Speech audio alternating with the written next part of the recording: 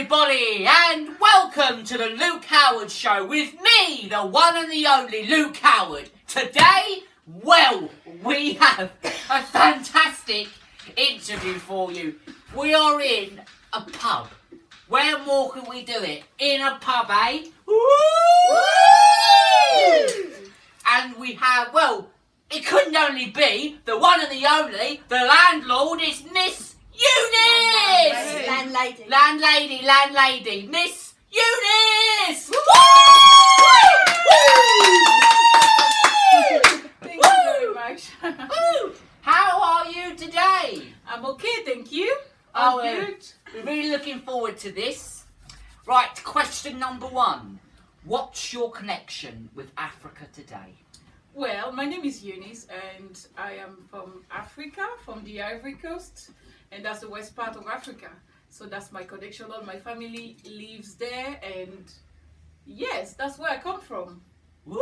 Yeah. Question number 2. What made you get into the pub business? Well, honestly, never planned this before, never rehearsed this. And what made me come to the pub business? Good question. Well, certainly because I'm crazy and mad. I love challenges. And when I moved in Norwich with my husband, late husband George, who passed away a few years ago, I was looking into becoming a French teacher. And then while I was training and all sorts, my husband knew the owner of the building, and he told me one day in our conversation, he said the landlord who was running the pub was retiring, and I just said I could do this. And yeah, and then we know after the no you can't, it's so hard, it's a pub, you have no clue. So I think it's more by challenge, really, to take on the challenge. That's what made me start up running the pub. Yeah, maybe crazy idea by time, but yeah, it's not too bad, is it? No.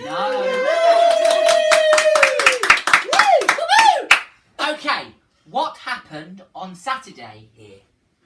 Saturday, 19th of August, we had our traditional African festival, and that festival happened once a year, so it's around August most of the time. And the first one was around our Independence Day, because my country Independence Day is on the 7th of August. But because obviously the 7th of August doesn't always falls on Saturday, and also we always have a Worcester festival, so I thought it would be wiser to wait a few weeks after the Worcester festival to have our African festival. So that's the reason why we had a festival on the 19th. And on the 19th, we had an African music, some African bands playing.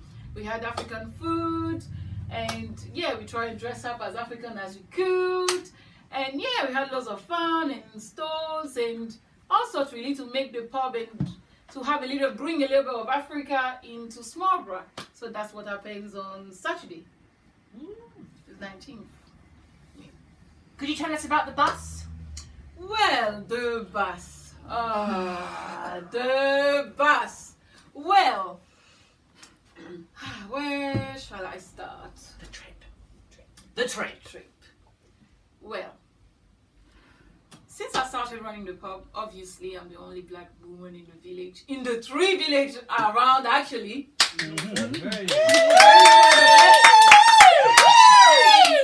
I'm the only black landlady that I know running a pub. And I befriended lots of the locals, and we had a bond and a really good connection altogether. And last year, in our pub chats, after a few drinks, you shouldn't talk about things. So after a few drinks, we thought, how about if we go and visit your country? And I said, yeah, why not? And the first idea was to have a road trip with a bus, driving from Smallbourgh to Africa. But then ISIS came along, so we had to twist a little bit that.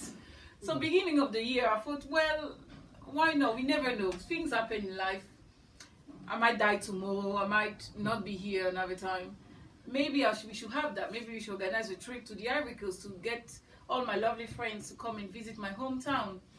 and that's why I invited loads of my friends and those who could make it, signed up and decided to come on that crazy journey with me.